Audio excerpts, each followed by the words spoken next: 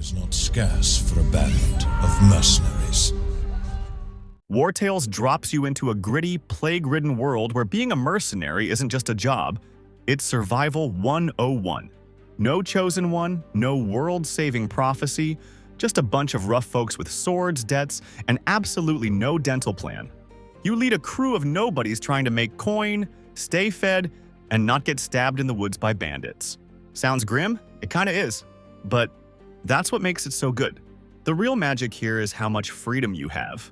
You recruit your squad from scratch, assign them roles, and basically turn them into your own personal death ballet. The class system is wide open. You're not locked into rigid builds. Want your brute to swing a mace and tank like a beast? Do it. Want your archer to be a stealthy backstabber instead? Sure, go wild. The game doesn't punish creativity, it thrives on it. Combat is turn-based but deeply tactical, with positioning, elevation, and even enemy morale playing a huge role. Fights feel brutal and earned, especially when your favorite swordsman gets surrounded and you're forced to make those awful but brilliant "I might lose him, but I'll win this fight" decisions. Plus, there's no mana system, just skill points that regenerate depending on how you play, so every move feels meaningful, not just a cooldown dump. But combat is just half the story. The real challenge kicks in when you're out in the wild, managing food, rest, wages, and the sanity of your crew. Every town offers new stories, shady deals, or moral dilemmas. You can play as noble mercs or a bunch of sketchy horse thieves. No one's judging. But fatigue isn't just a number. It creeps in fast, lowering morale and making your squad sluggish. Travel too long without resting, and your units might refuse to fight or miss turns entirely. Add untreated injuries and hunger to the mix, and it's a slow spiral into disaster unless you keep a tight grip on camp management. Even in early access, Wartales was stupidly polished. It's one of those games where you tell yourself, just one more contract. And next thing you know, it's 3 a.m. and your party bard has leveled up into a monster.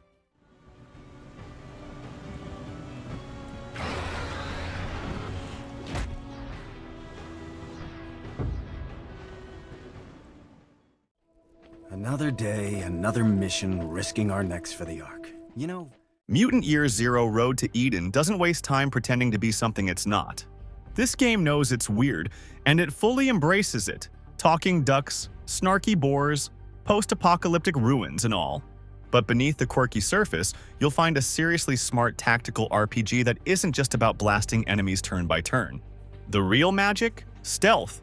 Yeah, we're not talking hide in a bush and hope stealth. We're talking actual, tactical pre-combat positioning that lets you scope out the battlefield, isolate targets, and dismantle enemy squads before they even know you're there. That mix of real-time exploration and turn-based combat creates this constant push and pull between patience and chaos. You're sneaking through abandoned factories one minute, then snapping into intense grid-based combat the next. And because enemies don't scale with your level, being careless can get you absolutely wrecked. You have to plan your moves, choose your targets, and know when to engage, or better yet, when not to. The progression system also rewards smart play over brute force. Each mutant, yeah, they're mutants, did I mention that?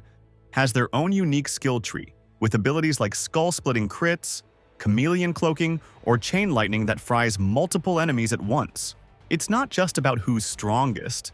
It's about building a squad that synergizes like a well-oiled murder machine. A duck that can fly up to a rooftop and snipe? Yes, please. Also, the writing helps too. It's not trying to be Shakespeare, but it is funny, sharp, and way more emotional than you'd expect from a game with a pig man named Borman. The banter between characters makes exploring feel alive, and even when you're just looting for scrap in a forgotten diner, the world feels gritty, believable, and weirdly charming.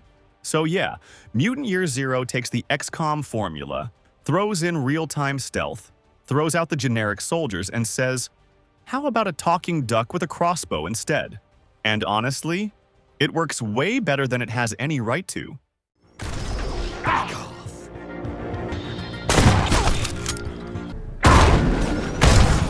What you got? So these are the ruins of Telema? Just as the chronicles describe them. Solasta is what happens when a bunch of D&D nerds team up with game devs and say, let's make a digital campaign that actually respects the dice. And honestly, they nailed it. This isn't some watered-down, inspired by D&D adventure. This is full-on, rules-as-written, dice-rolling madness. If you've ever argued over initiative order or debated whether you can shove a goblin off a cliff as a bonus action, this game gets you. The magic of Solasta is how it translates tabletop logic into digital gameplay. Elevation matters, light sources matter, and line of sight absolutely matters. It rewards creative thinking without overwhelming you with a million status icons. And while the UI screams indie budget, the systems behind it are surprisingly deep and faithful to 5th edition D&D. What really makes it shine, though, is the freedom to build weird parties and break the game in the best way possible. Want a full squad of sneaky rogues who backstab their way through dungeons? Go for it. Or maybe 4 paladins all yelling about justice and smiting everything in sight. The game doesn't punish you for thinking outside the box, it thrives on it. The story isn't trying to win a Hugo Award, but it does its job giving you just enough reason to dungeon crawl, loot corpses, and yell at your screen when a nat 1 ruins your life. And the voice acting? Endearingly awkward in that Saturday night homebrew session kind of way. It's charming, not cringy. If you're still recovering from your post-Baldur's Gate 3 withdrawal, Solasta is a great way to scratch that tactical itch. It won't match the budget, but the spirit's there. And hey, Solasta 2 already has a demo out if you're craving even more dice-fueled chaos. In short, Solasta is crunchy, tactical, a little janky, but packed with heart. If you love turn-based games and want something that feels like a proper pen and paper experience, this one's a gem.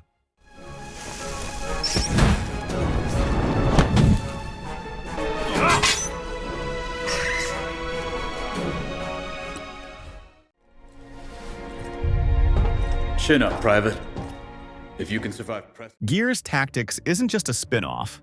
It's a full-blown tactical war zone wrapped in that gritty, testosterone-fueled energy we love. It ditches the cover-based shooter formula in favor of something slower, smarter, and honestly way more satisfying.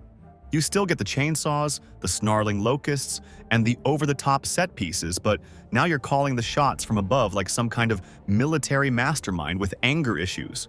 And yeah, it works. Instead of sprinting and gunning, you're working with action points. Each unit gets 3 per turn, and how you spend them is entirely up to you. Move, shoot, go for a chainsaw finisher, reload, hunker down. It's all on the table. And the beauty is, you're not locked into a boring move once, shoot once formula like in most tactics games. You can shoot 3 times in a row if you want, or move, execute, and then get extra actions for your entire squad thanks to the execution bonus. That's right, 1 clean kill can turn the tide of a battle. And the game encourages aggressive plays with real mechanical payoff. Layered on top of that are RPG systems that actually matter. Each character has a class with its own skill tree, and progression feels meaningful. You'll spend hours tweaking loadouts and debating whether you want your sniper to lean more into Overwatch tactics, or go full glass cannon. There's gear to loot, upgrades to equip, and choices that impact how each squad mate plays. It's not just fluff. It changes your entire strategy. And let's talk about the presentation. This is still Gears, so the production value is insane. Cutscenes are fully cinematic, enemies explode in meaty chunks, and every battle feels like it's part of something bigger. It's not just fight after fight, it's a full campaign, with emotional moments, plot twists, and actual stakes.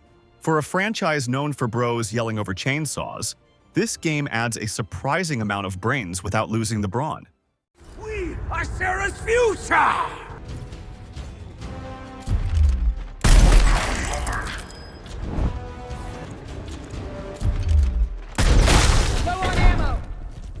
Quick break. If you're having fun so far, hitting that like button takes less than a second and really boosts the channel. Also, tell me, which turn-based strategy game made you feel like a tactical genius? Comments are the best way to keep the channel alive and growing. Plus, I read and replied to every single one of them. Divinity Original Sin 2 doesn't just let you play an RPG, it shoves you into the director's chair and hands you the script. Then it promptly sets the script on fire and says, "Good luck." This game is chaos in the best way possible. You're not just customizing a character. You're shaping a story, a world, a team of beautifully broken weirdos trying to survive a collapsing reality. And the best part? Every decision, every tiny choice, has the potential to either save the day or blow up the entire town, sometimes literally. And the combat, oh man, it's deliciously unforgiving. It uses a turn-based system that's all about elements, positioning, and setting things on fire in the most creative way possible. Water conducts electricity, poison ignites, ice makes people slip. It's like playing 4D chess on a battlefield made of oil and regret. And every fight feels like a puzzle. Not in a gimmicky way, but in a, wait, I can teleport that guy into lava kind of way. It's about thinking 5 steps ahead, chaining abilities, and sometimes turning your own teammates into living grenades because, hey, desperate times. Then there's the origin characters. You're not picking from a list of blank slates. These folks come with deep personal stories, goals, grudges, and secrets. Play as Sabine, the slave-turned-assassin out for revenge. Or the Red Prince, a pompous lizard noble trying to reclaim his throne. Each one brings new dialogue, quests, and consequences. And if none of them click, just roll your own freak and build your own legend from scratch. Want to be a necromancer who talks to corpses and wears a bucket for a helmet? That's a Tuesday in Divinity. And let's not skip the co-op. You can bring friends along and either cooperate like heroes or backstab each other in hilarious, game-breaking ways. It's like playing Dungeons & Dragons, but the Game Master is a beautifully crafted engine that actually reacts to your madness. Divinity Original Sin 2 isn't just one of the best turn-based strategy RPGs ever made. It's one of the most player-driven, creatively open experiences in gaming. Miss it, and you're missing a genre-defining gem.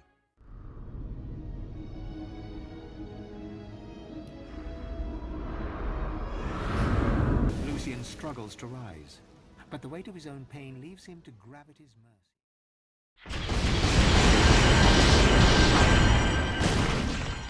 Let's talk about Disgaea 5 Complete, the game that takes the phrase "over the top" and says, "Hold my sardine."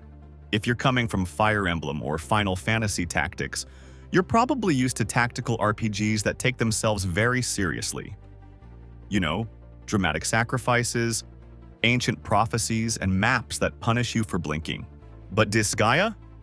Disgaea throws that rulebook into a volcano, laughs, and then levels up the volcano to level 9,999. What makes this game stand out isn't just its absurd humor or anime chaos. It's how deep the mechanics go. We're talking layers upon layers of systems that somehow all connect. You've got a squad of misfits and demons, each with their own stats, classes, and skills. But then you add abilities, weapon proficiencies, item worlds, reincarnation systems. Yes, you can literally reset your character back to level 1 with boosted stats, just to make them even more ridiculous the next time around. And the maps? Environmental effects, geopanels, bonus stages, and enemy placements that reward creativity over brute force. You can lift and throw teammates, chain combos across the battlefield, or wipe out the enemy in one glorious explosion if you've planned your moves 5 turns ahead. Or, just throw a penguin-shaped explosive at someone and call it strategy. What really seals it, though, is the grind. Normally, grinding in RPGs is a chore, but here, it's the point. You'll grind to get better gear, then dive into that gear's item world, which is basically a randomized dungeon living inside your equipment. Yes, your sword has a dungeon inside it, and yes, it's amazing. And the cast is a circus of lovable weirdos. You've got overlords fighting for vengeance, ambition, or just because they're bored. The writing is sharp, self-aware, and packed with fourth wall-breaking nonsense that somehow never feels forced. It's anime chaos at its finest. But under all the jokes and penguin slapping, there's real tactical depth.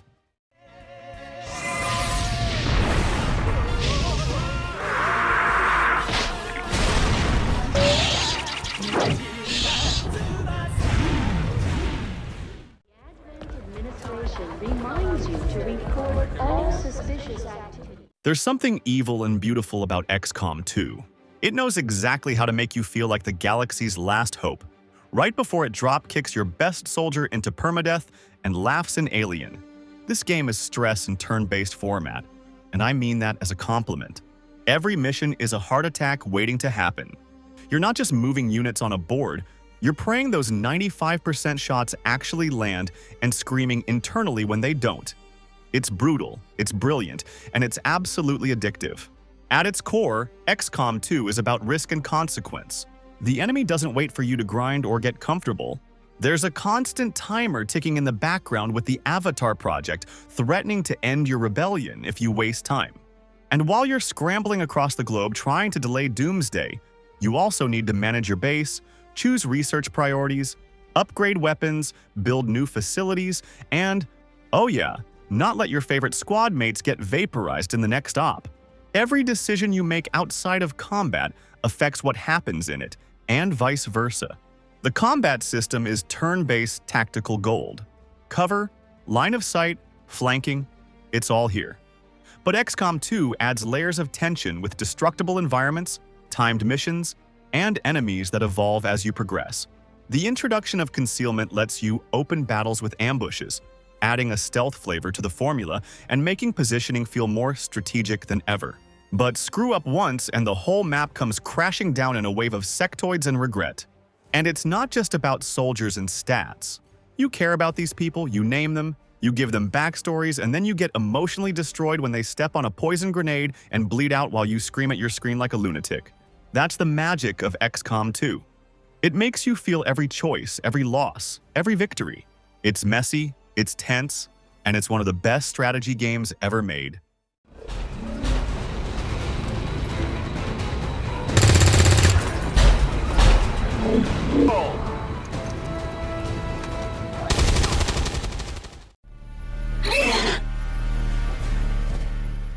Warhammer 40k Battle Sector isn't just another tactics game with Space Marines yelling dramatic lines every 5 seconds.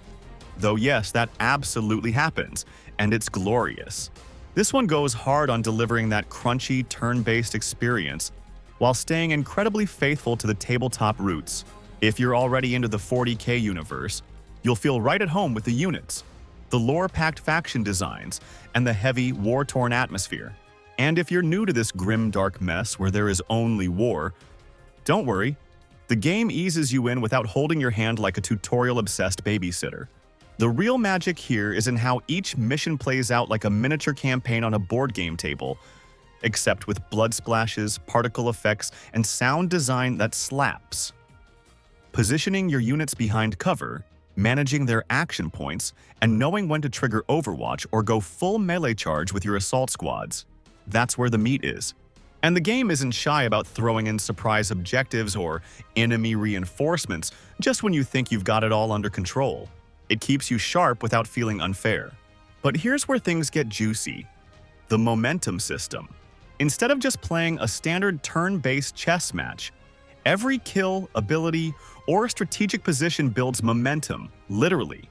That momentum lets you pull off extra actions, stack abilities, or just wipe the floor with an enemy squad that thought they had the upper hand. It rewards aggressive but smart plays and punishes indecision. You want to push forward, but you've got to think 3 turns ahead or risk walking into a Tyranid blender. Visually, it's nothing revolutionary, but it doesn't need to be. The environments are detailed enough to feel immersive. And the unit animations, especially during kill shots, sell the brutality of the setting. It's not a casual tactics game, but it's also not a gatekeeping nightmare.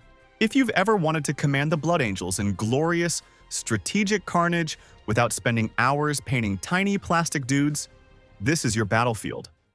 Fear to tread close.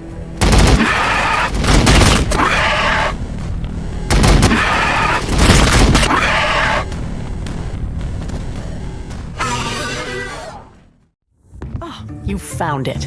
Oh, my journal, my drawing. Wildermyth is the kind of game that sneaks up on you. You look at the art style and think, oh, this looks cute.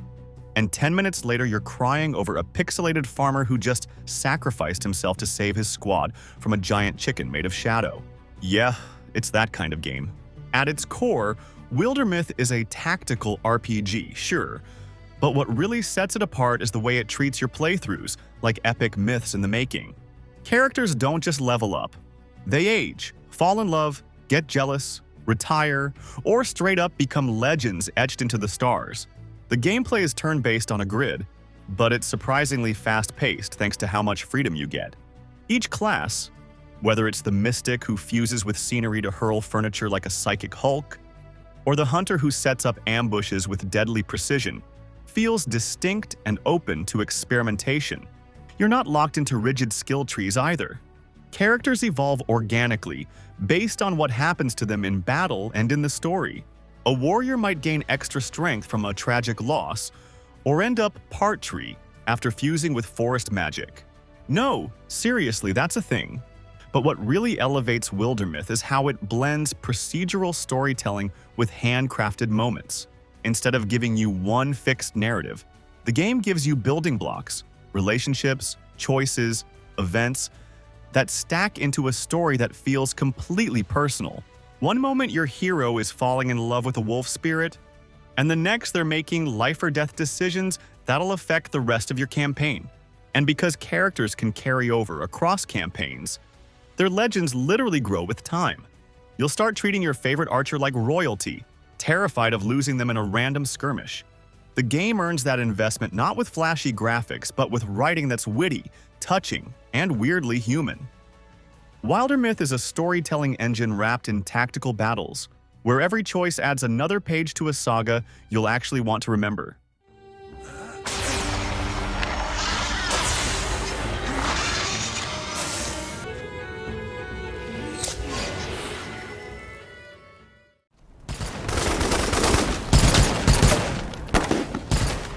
Wasteland 3 is one of those games that doesn't just want you to survive the apocalypse, it wants you to thrive in the chaos, make impossible decisions, and occasionally blow up a clown cult with a rocket launcher.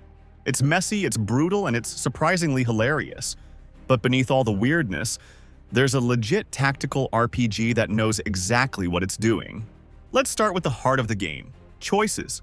Not those pick red or blue fake-out decisions. I mean real soul-crushing dilemmas. You'll constantly be stuck between saving a town, screwing over a faction, or protecting your squad. Every choice ripples through the world, shaping alliances, enemy behavior, and even which missions you'll have access to. It's one of the rare games where your actions actually matter and the consequences slap you in the face 5 hours later. Combat hits that sweet spot between crunchy tactics and chaotic fun. You've got AP to manage, cover to think about, and a whole arsenal of bizarre weapons. Flamethrowers, laser turrets, freeze grenades, you name it. Positioning is everything, and one wrong move can get your medic sniped by a drugged-up raider wearing power armor. It's turn-based mayhem with just enough depth to keep every fight tense, without drowning you in a spreadsheet. Now the skill system? Absolute playground. Each party member can be customized with a wide range of skills, from lockpicking and animal whispering to hacking, leadership, or demolitions. Want to convince a goat to follow you into battle? You can. Want to talk your way out of a firefight with a murderous cyborg? Go all in on charisma. The way these skills open up new dialogue options, quest paths, and tactical advantages makes every squad feel uniquely yours. Wasteland 3 is a wild ride through a frozen hellscape full of twisted humor, great writing, and some of the most satisfying RPG combat in recent years. Whether you're here for the storytelling or the strategy, it delivers hard. Just don't get too attached to your squad.